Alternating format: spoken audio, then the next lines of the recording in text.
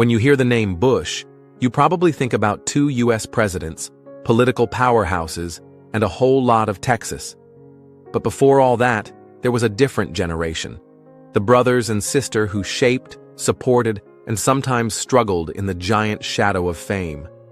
Who were they? Where did their paths lead? And why do their stories still matter today? Number 4. Prescott S. Bush Jr. Born in 1922 in Maine, raised in Connecticut, Prescott Jr. seemed to have it made. He went to all the right schools: Greenwich Country Day, Phillips Academy, and Yale. And yeah, he wasn't just a student. He sang with the Whiffin' Poofs, Yale's super elite a cappella group. Pretty smooth, right? During World War II, while most guys his age were getting drafted, Prescott Jr. was working for Pan American Airways down in Brazil. Building airfields, connecting the Americas, he was already bridging worlds when he was barely out of college. While he was there, he met and married Elizabeth Beth Kaufman, the daughter of a U.S. Navy admiral. The Bushes don't just fall in love, they strategically fall in love. After the war, Prescott didn't jump into politics like you might expect. He built a serious career in insurance, grinding it out at Johnson & Higgins until he became a partner. But here's the twist. After he retired in 1984, he became obsessed with building bridges between America and China. Before it was trendy, before it was easy. He co-founded the U.S.-China Chamber of Commerce and even helped open Shanghai's first premium golf course. This was huge. Imagine being an American businessman introducing golf to China in 1990, when the country was still suspicious of anything remotely Western. Prescott Jr. was walking a tightrope, and he nailed it.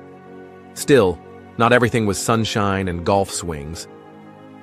In the early 90s, he got entangled in a messy legal fight with a Japanese investment group with shady ties. They accused him of screwing up a $5 million investment deal. Prescott countered, they were mob-linked and tried to exploit the Bush name. Despite the drama, Prescott Jr. kept a relatively clean rep. No major scandals. No massive headlines. He spent his later years focused on golf, family, and charity back in Greenwich. When he died in 2010 at 87 years old, he left behind a quiet but powerful legacy. Number 3. Nancy Walker Bush Ellis. Born in 1926, Nancy grew up in Greenwich, went to the best prep schools, and graduated from Vassar. She was whip-smart, stylish, and stubborn in the best way possible.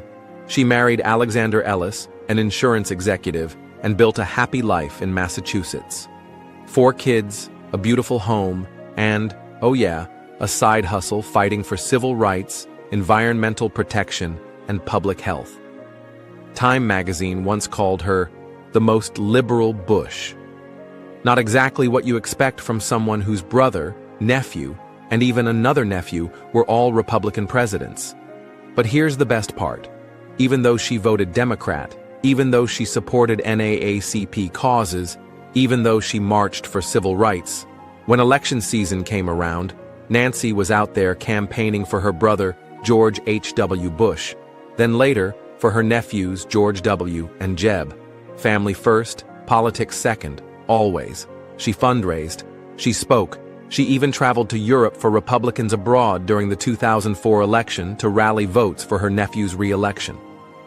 Picture this, a die-hard Democrat flying across the Atlantic to help elect a Republican president.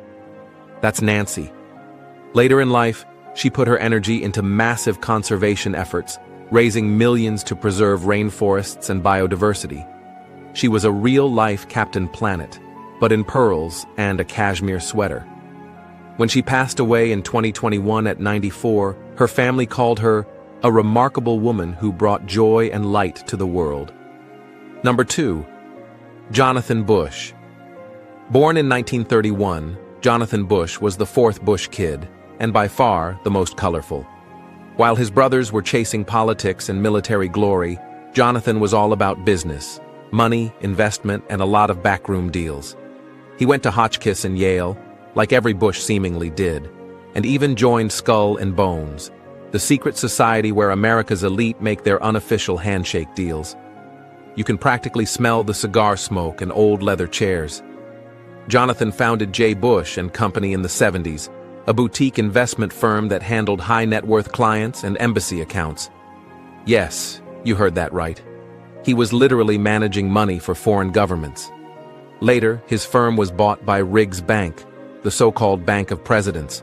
Jonathan stayed on as a top exec, running their investment wing.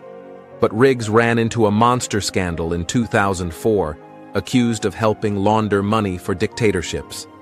Jonathan's name got splashed around because of the family connection, but regulators said he wasn't involved in the dirty parts. Still, the headlines were not pretty. That wasn't his only brush with controversy. Back in the 90s, his firm got fined for failing to register properly with state regulators. Embarrassing? Sure. But fraud? Nope. Through it all, Jonathan never stopped hustling. He raised millions for his nephew George W. Bush's campaigns. He hosted fundraisers. He made calls. He leaned into that Bush magic. Behind the scenes, he helped keep the Bush political machine running, with checkbooks and charm. Jonathan Bush died in 2021 at age 89, just one day shy of his 90th birthday.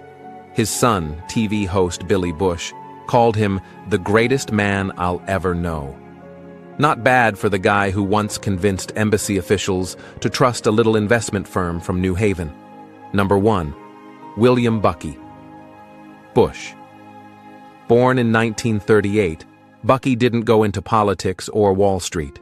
Instead, he became the king of St. Louis, in business, charity, and community life. After Yale, Bucky worked his way up at Boatman's Bank, eventually becoming president and CEO. Then he co-founded Bush O'Donnell, a private equity firm that funded everything from tech startups to Build-A-Bear Workshop. Yes, that Build-A-Bear. Thank Bucky next time you're stuffing a teddy bear. He sat on boards everywhere: Blue Cross, Meritz, Southwest Bank. The man had his fingers in almost every major company in Missouri. But it wasn't just about money.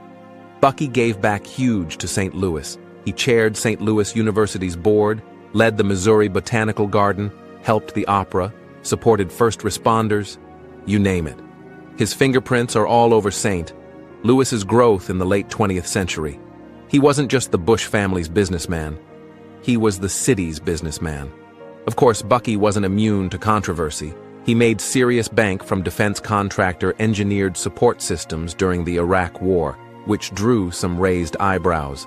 And there was some blowback when Hurricane Katrina funds were rumored to have flowed to Bush-linked investments. Still, nobody ever accused Bucky of breaking the law. And by the time he died in 2018 at age 79, the headlines were full of praise, not scandal. Their stories remind us, not all legacies are lived out on the world's biggest stage. Some are built quietly, one decision at a time.